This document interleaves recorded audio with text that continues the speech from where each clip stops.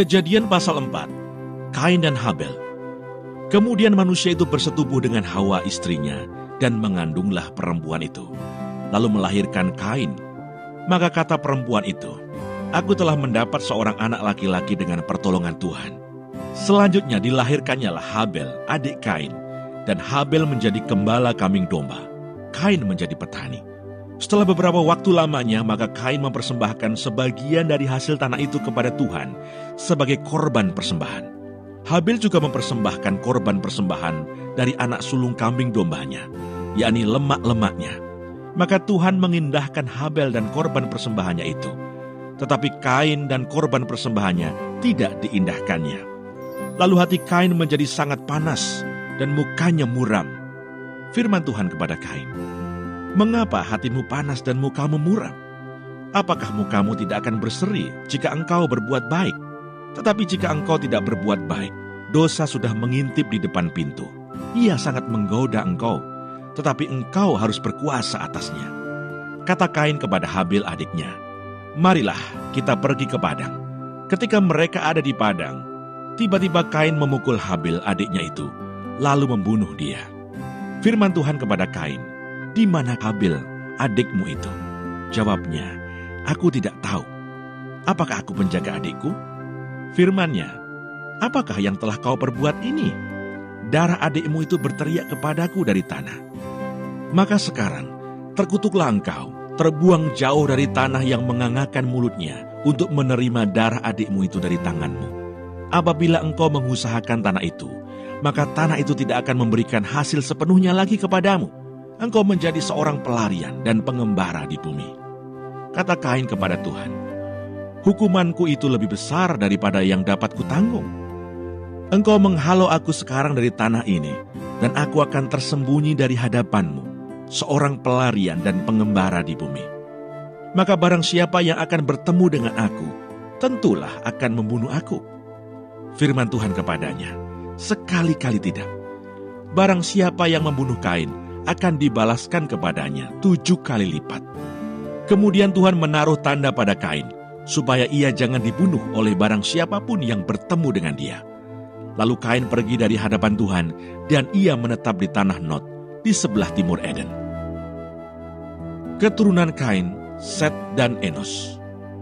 Kain bersetubuh dengan istrinya, dan mengandunglah perempuan itu, lalu melahirkan Henoh. Kemudian Kain mendirikan suatu kota, dan dinamainya kota itu Henoh, menurut nama anaknya. Bagi Henoh lahirlah Irad, dan Irad itu memperanakkan Mehuyael, dan Mehuyael memperanakkan Metusael, dan Metusael memperanakkan Lameh.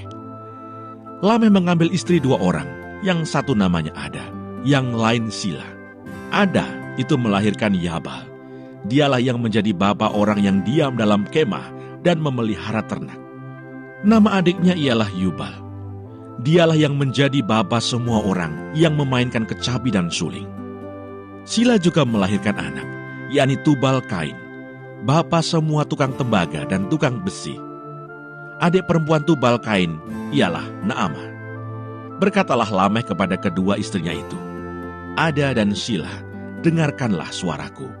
Hai istri-istri Lameh, pasanglah telingamu kepada perkataanku ini. Aku telah membunuh seorang laki-laki karena ia melukai aku. Membunuh seorang muda karena ia memukul aku sampai bengkak. Sebab jika Kain harus dibalaskan 7 kali lipat, maka Lameh 77 kali lipat." Adam bersetubuh pula dengan istrinya. Lalu perempuan itu melahirkan seorang anak laki-laki dan menamainya Set.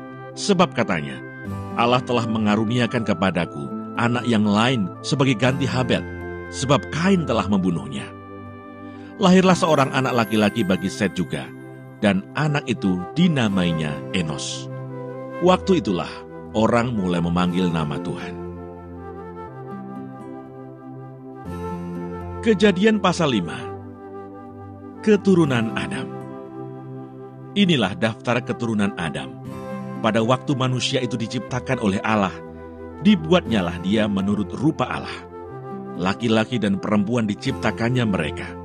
Ia memberkati mereka dan memberikan nama manusia kepada mereka pada waktu mereka diciptakan. Setelah Adam hidup 130 tahun, ia memperanakkan seorang laki-laki menurut rupa dan gambarnya, lalu memberi nama Set kepadanya. Umur Adam setelah memperanakkan Set 800 tahun, dan ia memperanakkan anak-anak lelaki dan perempuan. Jadi Adam mencapai umur 930 tahun, lalu ia mati. Setelah Set hidup 105 tahun, ia memperanakkan Enos. Dan Set masih hidup 807 tahun setelah ia memperanakkan Enos, dan ia memperanakkan anak-anak lelaki dan perempuan. Jadi Set mencapai umur 912 tahun, lalu ia mati. Setelah Enos hidup 90 tahun, ia memperanakkan Kenan. Dan Enos masih hidup 815 tahun setelah ia memperanakkan Kenan, dan ia memperanakkan anak-anak lelaki dan perempuan. Jadi Enos mencapai umur 905 tahun, lalu ia mati. Setelah Kenan hidup 70 tahun, ia memperanakkan Mahalalel. Dan Kenan masih hidup 840 tahun setelah ia memperanakkan Mahalalel, dan ia memperanakkan anak-anak lelaki dan perempuan. Jadi Kenan mencapai umur 910 tahun, lalu ia mati. Setelah Mahalalel hidup 65 tahun, ia memperanakkan Yared. Dan Mahalalel masih hidup 830 tahun setelah ia memperanakkan Yared, dan ia memperanakkan anak-anak lelaki dan perempuan. Jadi Mahalalel mencapai umur 895 tahun, lalu ia mati. Setelah Yared hidup 162 tahun, ia memperanakkan Henoch. Dan Yared masih hidup 800 tahun setelah ia memperanakkan Henoch, dan ia memperanakkan anak-anak lelaki dan perempuan. Jadi Yared mencapai umur 962 tahun, lalu ia mati. Setelah Henoch hidup 65 tahun, ia memperanakkan Metusalah. Dan Henoch hidup bergaul dengan Allah selama 300 tahun lagi, setelah ia memperanakkan Metusalah, dan ia memperanakkan anak-anak lelaki dan perempuan. Jadi Henoch mencapai umur 365 tahun.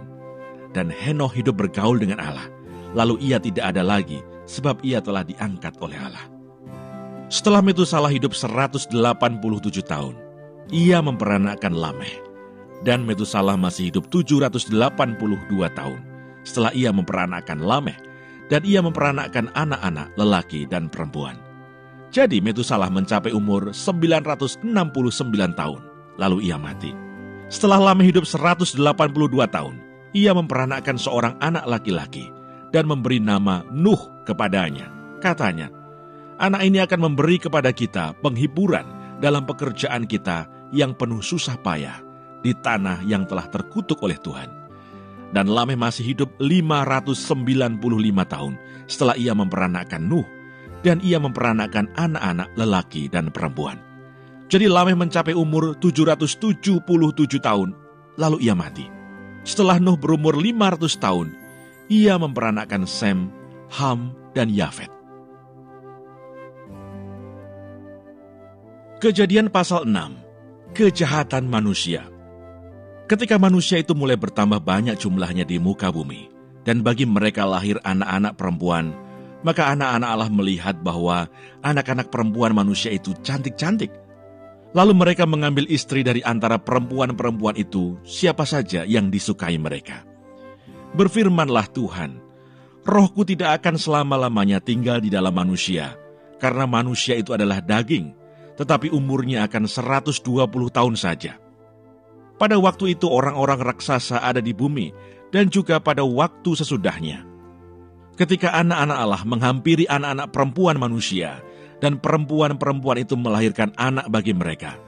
Inilah orang-orang yang gagah perkasa di zaman purbakala, orang-orang yang kenamaan.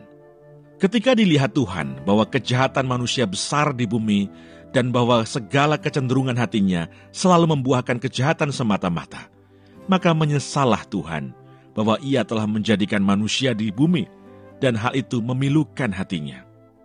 Berfirmanlah Tuhan, Aku akan menghapuskan manusia yang telah kuciptakan itu dari muka bumi, baik manusia maupun hewan, dan binatang-binatang melata, dan burung-burung di udara, sebab aku menyesal bahwa aku telah menjadikan mereka. Tetapi Nuh mendapat kasih karunia di mata Tuhan. Riwayat Nuh. Inilah riwayat Nuh. Nuh adalah seorang yang benar dan tidak bercela di antara orang-orang sejamannya. Dan Nuh itu hidup bergaul dengan Allah. Nuh memperanakkan 3 orang laki-laki, Sem, Ham, dan Yafet. Adapun bumi itu telah rusak di hadapan Allah dan penuh dengan kekerasan. Allah menilik bumi itu dan sungguhlah rusak benar, sebab semua manusia menjalankan hidup yang rusak di bumi. Berfirmanlah Allah kepada Nuh, Aku telah memutuskan untuk mengakhiri hidup segala makhluk, sebab bumi telah penuh dengan kekerasan oleh mereka. Jadi aku akan memusnahkan mereka bersama-sama dengan bumi. Buatlah bagimu sebuah bahtera dari kayu gofir. Bahtera itu harus kau buat berpetak-petak, dan harus kau tutup dengan pakal dari luar dan dari dalam. Beginilah engkau harus membuat bahtera itu, 300 hasta panjangnya, 50 hasta lebarnya, dan 30 hasta tingginya. Buatlah atap pada bahtera itu, dan selesaikanlah bahtera itu sampai sehasta dari atas, dan pasanglah pintunya pada lambungnya. Buatlah bahtera itu bertingkat bawah, tengah, dan atas. Sebab sesungguhnya, aku akan mendatangkan air bah meliputi bumi, untuk memusnahkan segala yang hidup dan bernyawa di kolong langit. Segala yang ada di bumi akan mati binasa. Tetapi dengan engkau aku akan mengadakan perjanjianku, dan engkau akan masuk ke dalam bahtera itu. Engkau bersama-sama dengan anak-anakmu dan istrimu dan istri anak-anakmu, dan dari segala yang hidup, dari segala makhluk, dari semuanya, haruslah engkau bawa 1 pasang ke dalam bahtera itu, supaya terpelihara hidupnya bersama-sama dengan engkau. Jantan dan betina harus kau bawa. Dari segala jenis burung dan dari segala jenis hewan, dari segala jenis binatang melata di muka bumi, dari semuanya itu harus datang 1 pasang kepadamu, supaya terpelihara hidupnya. Dan engkau, bawalah bagimu segala apa yang dapat dimakan. Kumpulkanlah itu padamu untuk menjadi makanan bagimu dan bagi mereka. Lalu Nuh melakukan semuanya itu, tepat seperti yang diperintahkan Allah kepadanya. Demikianlah dilakukannya.